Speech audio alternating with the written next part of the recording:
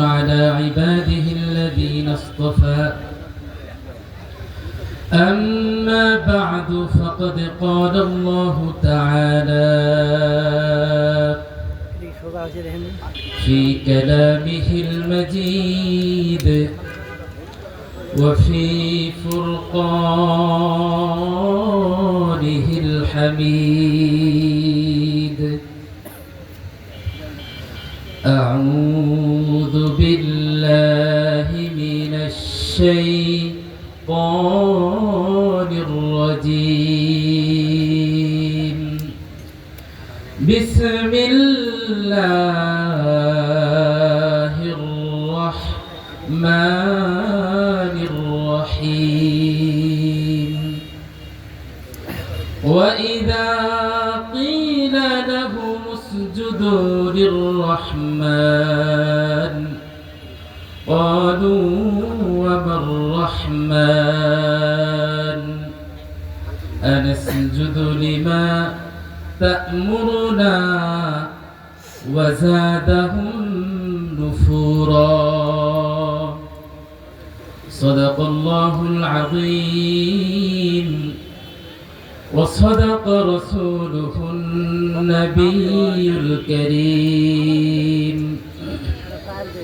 محبة الشهد الكريم اللهم صل على محمد وعلى آل محمد كما صليت على إبراهيم وعلى آل إبراهيم إنك حميد مجيد اللهم بارك على محمد وعلى آل محمد كما باركت على إبراهيم وعلى آل إبراهيم إنك حميد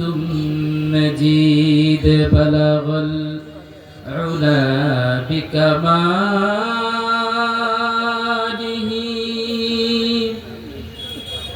كشف الدجى بجماله حسنت جميع خصاله صلوا عليه وآله नहीं दो जहां में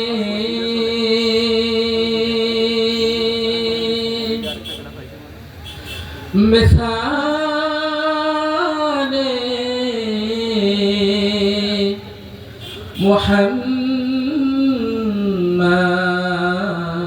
मुहम्मद जमाले खुदा है कमाले मुहम्मद बलगल उला बिकमालिही कशफत दुजा बिजमालिही हसनत जमीउ खिसालिही सल्लु अलैहि व आलिहि মাদ্রাসাতুস সুন্নাহ গাজীপুরের উদ্যোগে আয়োজিত রক্ষলা আজকের এই তাফসীর মাহফিলে প্রধান বক্তা সারা বাংলার আলোড়ন সৃষ্টিকারী খতিবুল উম্মাহ মাওলানা হাফিজুর রহমান সিদ্দিকী, মঞ্চে উপবিষ্ট ওলামায়ে কেরাম, আজকের সভাপতি, আমার সামনে উপবিষ্ট দূর দূরান্ত থেকে আগত তাওহীদি জনতা, কুরআনুল হাকিমের সূরাতুল ফুরকানের ৬০ নম্বর আয়াত তেলাওয়াত করেছি। এই আয়াতের মধ্যে আল্লাহ রাব্বুল আলামিন বলছেন, ওয়া ইযা ক্বিলা লাহুম উসজুদু লির-রহমান। আল্লাহ তাআলা তার নবীকে স্মরণ করিয়ে দিচ্ছেন, হে নবী, স্মরণ করুন ওই সময়ের কথা যখন ক্বিলা লাহুম উসজুদু লির-রহমান, যখন মক্কার কাফেরদেরকে মুশরিকদেরকে বলা হলো তোমরা রহমানকে সিজদা করো, তখন তারা বলেছিল তারা বলেছে ওয়ামার রহমান, রহমানকে সিজদা করব? রহমান আবার কে? রহমানকে যাকে আমরা সিজদা করব সেই রহমানের পরিচয় আমাদেরকে দিয়ে দাও। আল্লাহ নবীর কাছে প্রশ্ন রাখলেন, এই প্রশ্নের উত্তর দিবেন কে? এই প্রশ্নের উত্তর কে দিবেন বলেন তো? রহমান কে? এই প্রশ্নের উত্তর কার পক্ষ থেকে? আল্লাহর পক্ষ থেকে। দুনিয়াতে আমরা যখন নতুন কোথাও যাই, আমার নিজের পরিচয়টা অন্যের কাছে কিভাবে প্রকাশ করি? যেই পরিচয়টা দিলে আমার সম্মান ওই জায়গায় বেশি হবে, ওই পরিচয় দিয়ে আমি আমাকে পরিচিত করি, ঠিক কিনা? দেশের প্রধানমন্ত্রী অনেক পদ পদবি থাকে। প্রধানমন্ত্রী কোন দলের চেয়ারপারসন হয়, সভাপতি হয়, আবার তার আরো অনেক ধরনের পরিচয় থাকতে পারে। কিন্তু এই প্রধানমন্ত্রী যখন বাইরে কোথাও যাবে, সে তার পরিচয় দিবে আমি বাংলাদেশের প্রধানমন্ত্রী। কারণ এই পরিচয় দিলে তার সম্মান বেশি হবে দলের নাম দিয়ে অথবা অন্য কোনো পরিচয় দিয়ে নিজেকে পরিচিত করলে তেমন বেশি ফায়দা হবে না, বরং একটা দেশের প্রধানমন্ত্রী এটা যদি বলা হয় তার পরিচয়টা একটু ভালো হবে। মক্কার কাফেররা যখন আল্লাহ নবীকে জিজ্ঞেস করলো রহমান কে, আমার আল্লাহ নিজের পরিচয়টা কি দিয়ে প্রকাশ করলেন, আর যে বিষয়টা দিয়ে তিনি নিজের পরিচয় দেওয়া শুরু করেছেন অবশ্যই সেই বিষয়টাও দামি। মক্কার কাফেররা আমার নবীর কাছে প্রশ্ন রাখলো, ও মুহাম্মদ, তুমি আমাদেরকে বলছো রহমানকে সিজদা করতে হবে, রহমানকে তো আমরা চিনি না, রহমানের পরিচয় দাও। রহমানের পরিচয় যখন মক্কার কাফেররা আমার নবীর কাছে জানতে চাইল, আল্লাহ তাআলা নিজের পরিচয় দিয়ে গোটা একটা সূরা নাযিল করে দিলেন। আল্লাহ রাব্বুল আলামিন ইরশাদ করেন, আর-রহমান আল্লামাল কুরআন খালাকাল ইনসানা আল্লামাহুল বায়ান। আল্লাহু আকবার বলেন। আমার আল্লাহ নিজের পরিচয়টা কি দিয়ে শুরু করলেন? আল্লাহ তাআলা বললেন রহমান হলেন তিনি যিনি তোমাদেরকে কোরআন শিক্ষা দিয়েছেন, আল্লামাল কুরআন, যিনি তোমাদেরকে কোরআন শিক্ষা দিয়েছেন। আল্লাহ তাআলা বলেন নাই রহমান হলেন তিনি যিনি আসমান সৃষ্টি করেছেন, রহমান হলেন তিনি যিনি সূর্য সৃষ্টি করেছেন, রহমান হলেন তিনি যিনি চন্দ্র সৃষ্টি করেছেন, রহমান হলেন তিনি যিনি গোটা বিশ্ব সৃষ্টি করেছেন। আল্লাহ তাআলা এভাবে পরিচয় দেন নাই, বরং আল্লাহ তাআলা বললেন আর-রহমানু আল্লামাল কুরআন, রহমান হলেন তিনি যিনি তোমাদেরকে কোরআন শিক্ষা দিয়েছেন। সুতরাং এর থেকে স্পষ্ট হয় যে বিষয়টা দিয়ে আমার রব নিজের পরিচয় দেওয়া শুরু করেছেন, ওই বিষয়টার দাম আল্লাহর কাছে সব থেকে বেশি। কোরআনের দাম আল্লাহর কাছে সব থেকে বেশি। এই কোরআনের প্রভাব এত বেশি, কোরআনের তো দাম, এই কোরআনের সংস্পর্শে যেই এসেছে, এই কোরআনের সাথে যেই লেগেছে, তার দামে আল্লাহ তাআলা বাড়িয়ে দিয়েছে। একটা সাধারণ কাপড় যখন আমার শরীরে থাকে, এই কাপড়টা দিয়ে আমি পা মুছি আর অনেক কিছু করি, কিন্তু এই সাধারণ কাপড়টাই যখন কোরআনের মধ্যে লেগে গিলাফ হয়ে যায়, ওই কাপড়টার দাম আমাদের কাছে বেড়ে যায়। ওই কোরআনের গিলাফটাকেও আমরা চমকাই, ঠিক কিনা? শুধু তাই নয়, আল্লাহ রাব্বুল আলামিন এই কোরআনটাকে এমন সময় নাযিল করেছেন যে সময়টাকে আইয়ামে জাহিলিয়াত বলা হতো, মূর্খের যুগ বলা হতো। সারা জীবন শুনেছেন নবী আইয়ামে জাহিলিয়াতে এসেছেন, মূর্খের যুগে এসেছে আমার নবী। কিন্তু কি কারণে আমার নবীকে, আমার নবীর যুগকে মূর্খের যুগ বলা হয়? এই বিষয়টা কি, কেন ওই যুগকে মূর্খের যুগ বলা হয়? ঘটনা বললে স্পষ্ট হবে। ওই যুগের মানুষগুলো এত বর্বর ছিল, সেই যুগের মানুষগুলো এত বর্বর ছিল। আইয়ামে জাহিলিয়াতে দীর্ঘতম একটি যুদ্ধ হয়েছিল, সেই যুদ্ধের নাম হলো হারবুল বাসুস। তাদের মধ্যে এমন হতো, দুইজন উট নিয়ে যাচ্ছে, একজনের উট আরেকজনের সামনে চলে গেছে। সামনে গেল কেন, এই বিষয়টা নিয়েও তারা যুদ্ধ শুরু করে দিত। তাদের মধ্যে যুদ্ধের প্রতিযোগিতা হতো। সেই যুগে সবচেয়ে দীর্ঘতম যুদ্ধ যেটা হয়েছিল, সেই যুদ্ধের নাম হলো হারবুল বাসুস। বাসুস যুদ্ধ 40 বছর যাবত হয়েছিল। কয় বছর? আরেকটু জোরে বলেন, কয় বছর? আরো জোরে বলেন, কয় বছর? 40 বছর। আমাদের সময়ে বাবা যখন মারা যায়, ওসিয়ত করে যায়, ভালো ভালো ওসিয়ত করে যায়, মসজিদে দান করবা, আমার নামে অমুক জায়গায় একটা মসজিদ নির্মাণ করবা, ভালো ভালো ওসিয়ত করে যায়।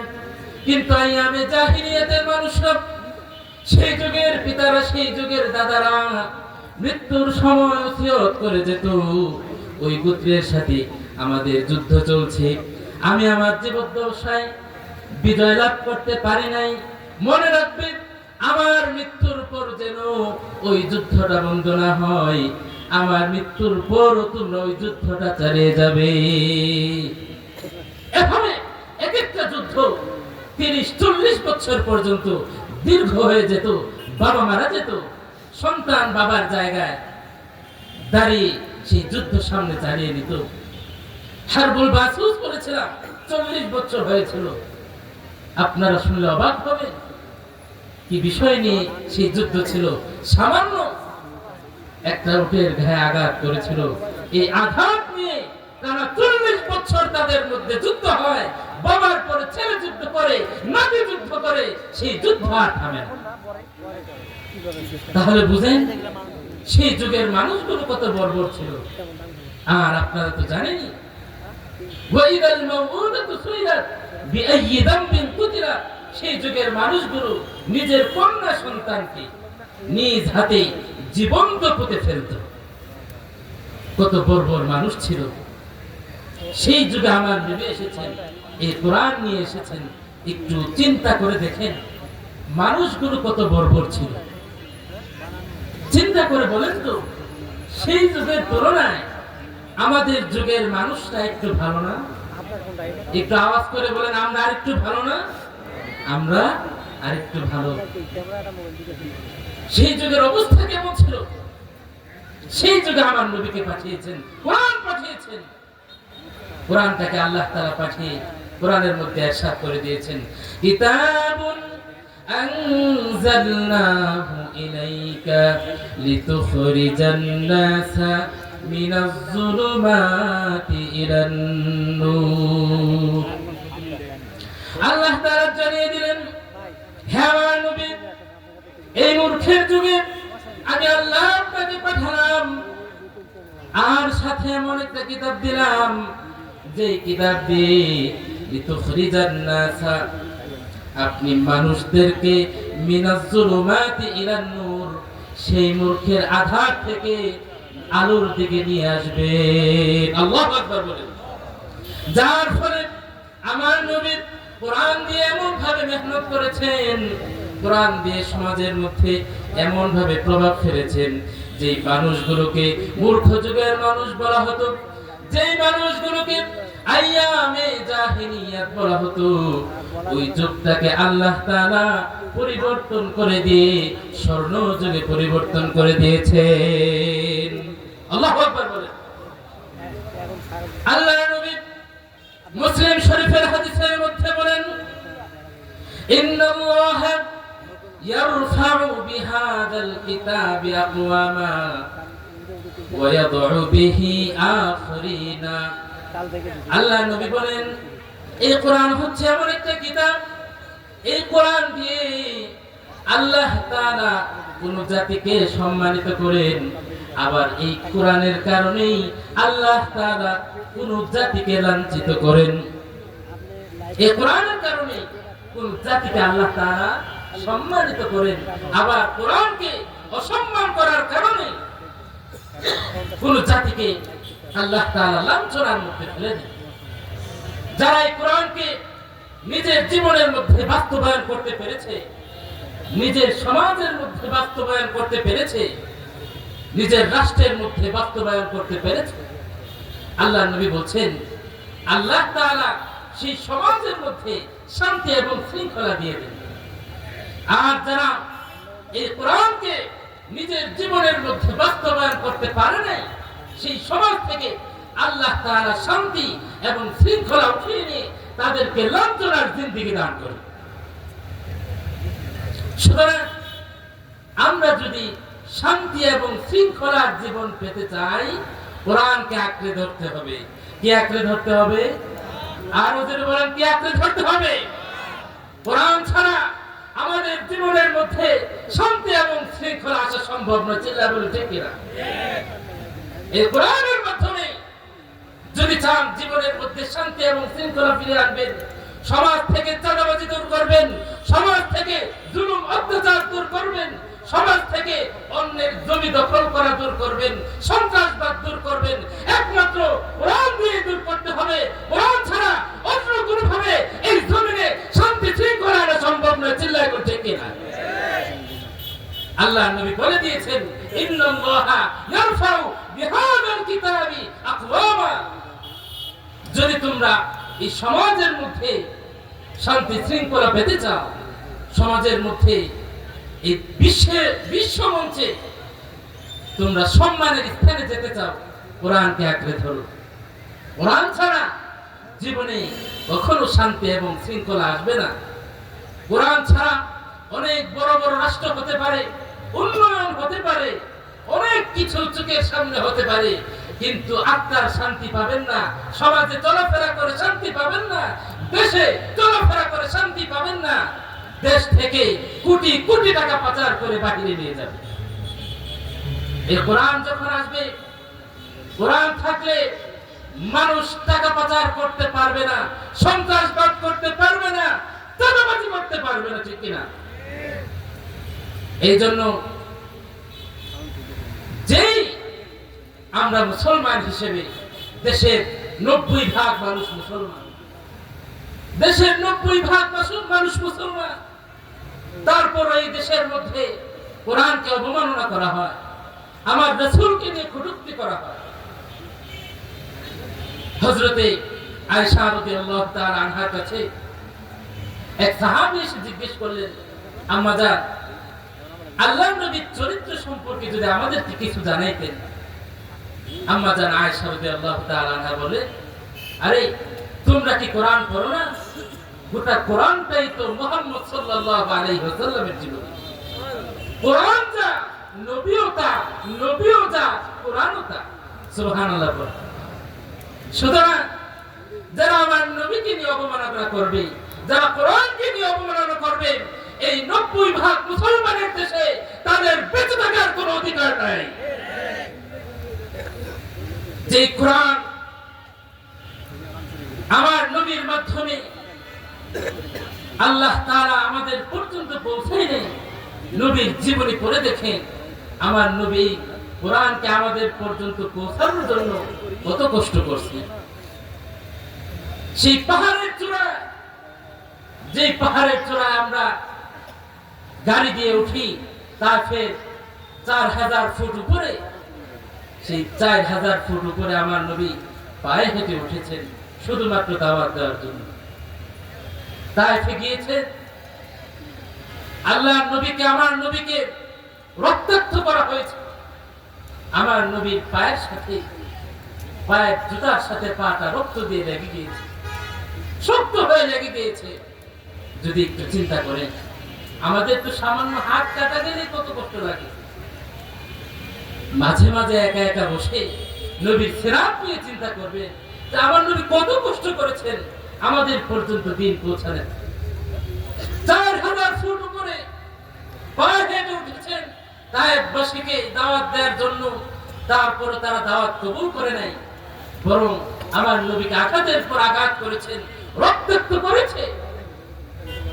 আমার নবী বসে আছেন, পাহাড়ের ফেরেশতারা চলে আসলো, ডাক দিয়ে বলল, ইয়া রাসূলুল্লাহ, ইয়া হাবিবাল্লাহ, আপনি শুধু একবার অর্ডার দেন, আপনার অর্ডারের সাথে সাথে তায়েফের দুই পাশের পাহাড় দিয়ে আমরা তাদেরকে চূর্ণ বিচূর্ণ করে ফেলবো।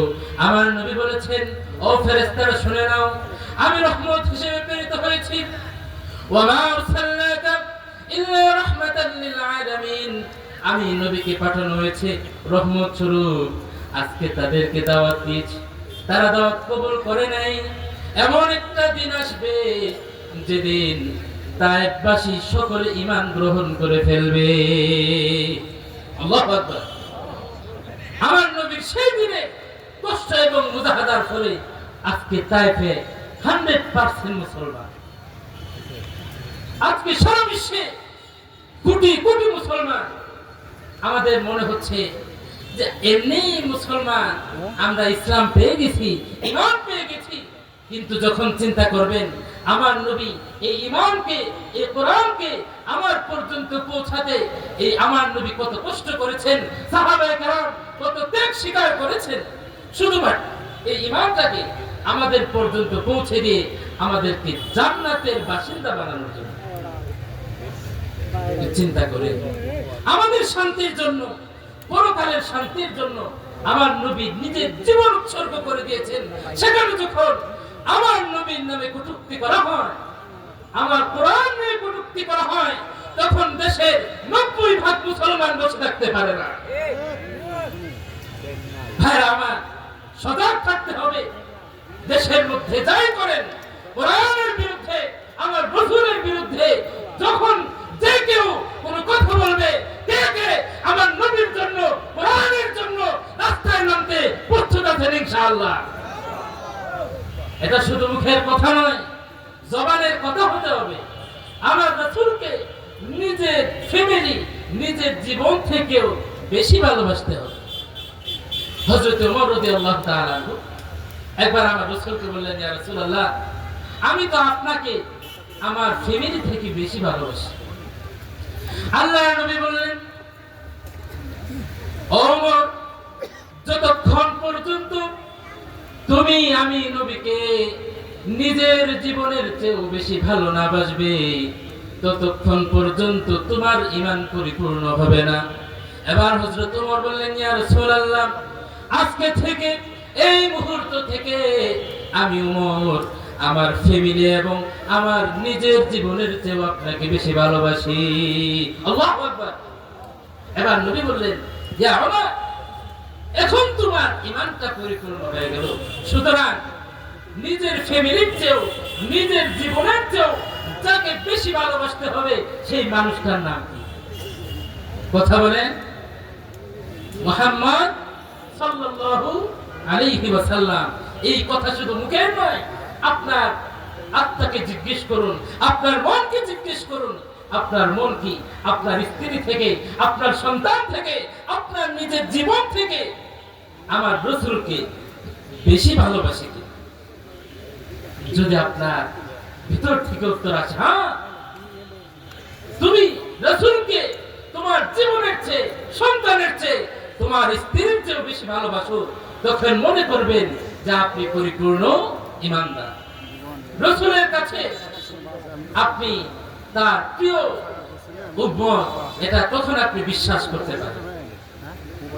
এই কোরআন যেখানে লেগেছে, যেখানে এসেছে, সেই জায়গাকে, সেই সময়কে, সেই স্থানকে যিনি দামি বানিয়ে দিয়েছেন তিনি কে? আরো জোরে বলুন, তিনি কে? আল্লাহ। ভাইরা আমার, এই কোরআন শুধু আমাদের জীবনের মধ্যে শৃঙ্খলা আনে না, এই কোরআনের মাধ্যমে আমাদের আত্মা পরিশুদ্ধ হয়, এই কোরআনের মাধ্যমে আমাদের রোগ দূর হয়।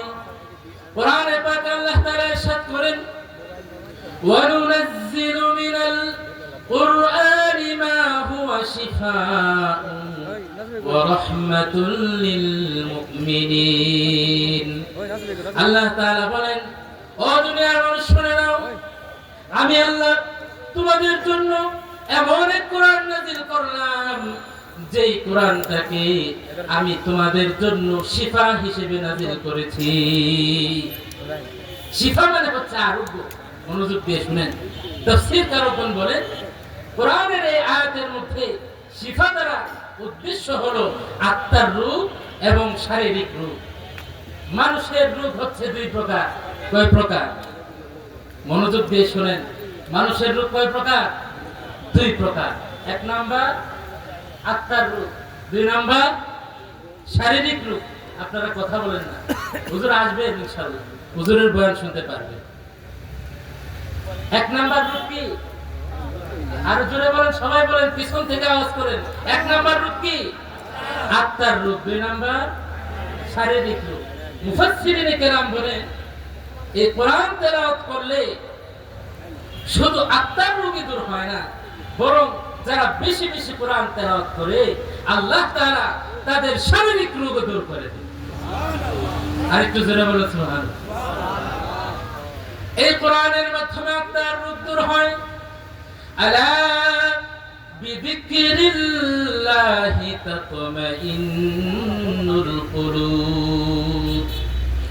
আল্লাহ তাআলা কোরআনে বলে দিয়েছেন, জিকিরের মাধ্যমে আত্মা সমূহ প্রশান্তি পায়। হাদিসের মধ্যে আল্লাহর নবী বলেন, আফজালুজ যিকরি তিলাওয়াতুল কুরআন। সবথেকে উত্তম জিকির হলো তিলাওয়াতে কুরআন।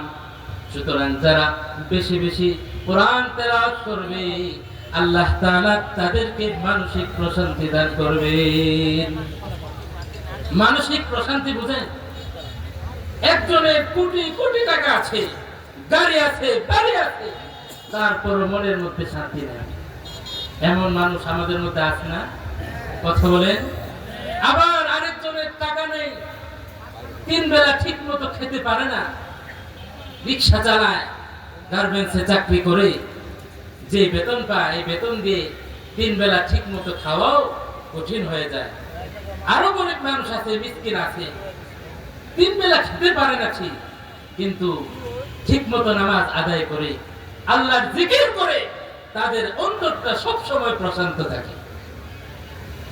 আর কোটি টাকার মালিক একটা বাড়ি করছে, ব্যাংকের লোন নিয়ে লোন পরিশোধ করতে পারে না, ব্যাংকের লোকরা পিছনে দৌড়ায়, ও দৌড়ায়, জীবনে শান্তি নাই, সারা জীবন দৌড়ানির উপরে।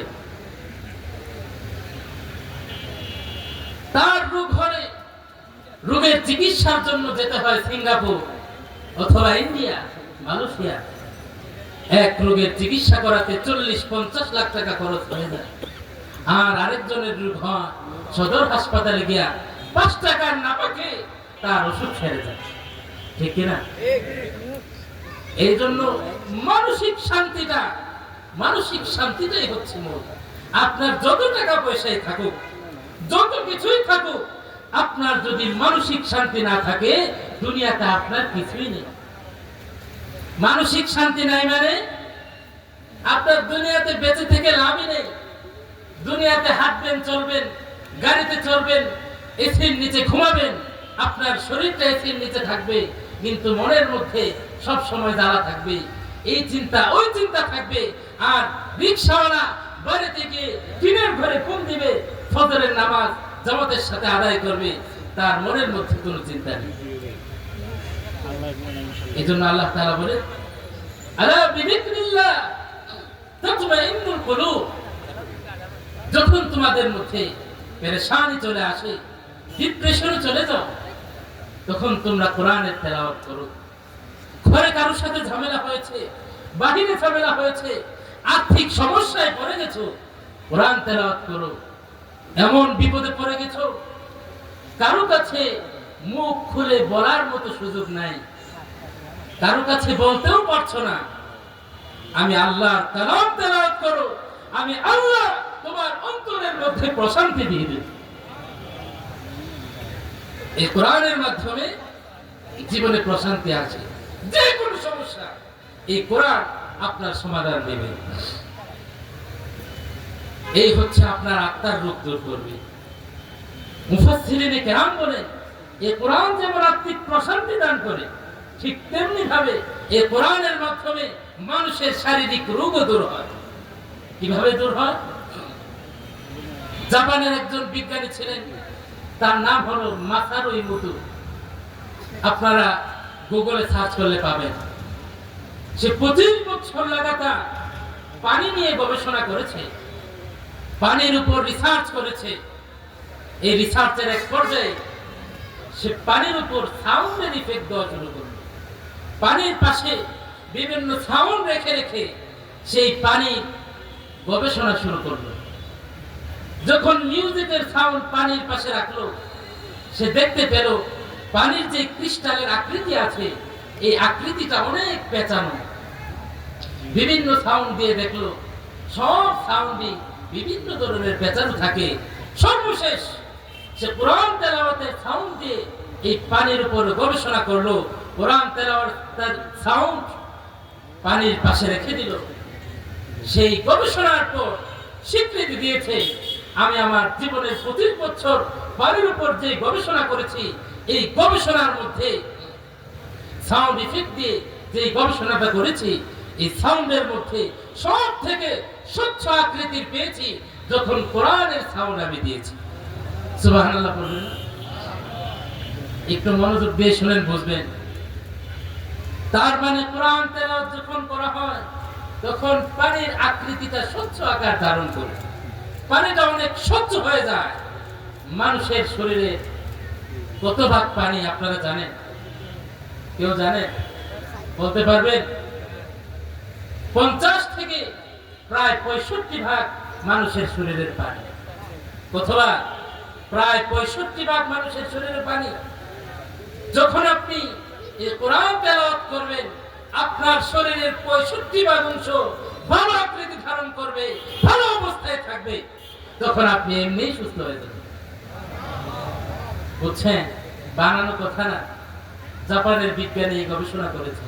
তাহলে আল্লাহর কোরআনের এই আয়াত মুফাসসিরিনে কেরাম যে বলেছেন, ওয়ানুনাজ্জিলু মিনাল কুরআন মা হুয়া শিফা, এই কোরআন আমি নাযিল করলাম, এই কোরআনটাকে তোমাদের জন্য রোগের আরোগ্য হিসেবে দান করলাম। এই কোরআন তোমাদের রোগ দূর করবে, কোরআন দিয়ে তোমাদের রোগ দূর হবে। রোগ কি? মুফাসসিরিনে কেরাম বলেছেন, হাদিসের মাধ্যমে আমরা জেনেছি যে কোরআনের মাধ্যমে আত্মার রোগ দূর হয়। ঠিক তেমনি ভাবে আপনাদের সামনে বিজ্ঞানের গবেষণা দিয়ে প্রমাণ হলো, এই কোরআন তেলাওয়াত করলে মানুষের শারীরিক রোগও দূর হয়। সুতরাং আপনি যদি মনে করেন যে আমার রোগ বেশি, ওষুধ খেয়ে আমার রোগ কাজ হয় না, রাতের বেলা ঘুমে ধরে না, কোরআন তেলাওয়াত শুরু করবে, দেখবেন শয়তান এমনি ঘুম পাড়ায়। বুঝছেন? রাতের বেলা ঘুম আসে না, সূরা ইয়াসিন তেলাওয়াত শুরু করবেন, সকাল বেলা ঘুম ভাঙবে, মনে করবেন কখন ঘুমায় না, সূরা ইয়াসিন তো শেষ করতে পারেনি। যে কোনো রোগ নিয়মিত কোরআন পড়েন, আপনার মানসিক প্রশান্তিও আসবে, শারীরিক রোগও দূর হবে। এই কোরআনের মাধ্যমে সবকিছুর সমাধান হয়ে যাবে। কিয়ামতের ময়দানে এই কোরআন আল্লাহর সামনে দাঁড়িয়ে যাবে। আল্লাহর সামনে দাঁড়িয়ে বলবে, ইয়া আল্লাহ, যারা এই কোরআনটা তেলাওয়াত করেছিল, ওই ব্যক্তির জন্য যদি জাহান্নামের ফয়সালা হয়ে যায়, আল্লাহর নবী বলেন, লা তাজুলু কদামা ইবনে আদম হাত্তা তুসআলা আন খামসিন।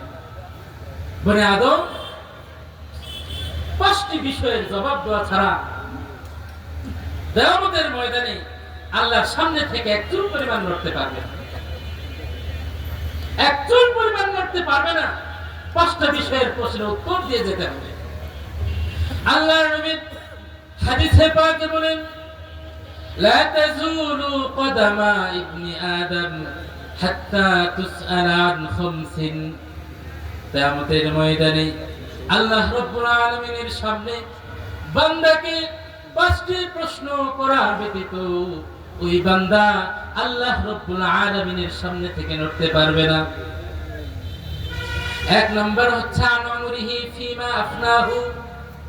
এক নম্বর হচ্ছে, ও বান্দা, তোমাকে একটা জীবন দিয়েছিলাম, 60 বছরের জিন্দেগি দিয়েছিলাম, 70 বছরের জিন্দেগি দিয়েছিলাম, এই জীবনটা তুমি কিভাবে কাটালে? এই জীবনটা কোথায় কাটালে? কার সাথে কাটালে? কোথায় গিয়ে কাটালে? কিভাবে কাটালে?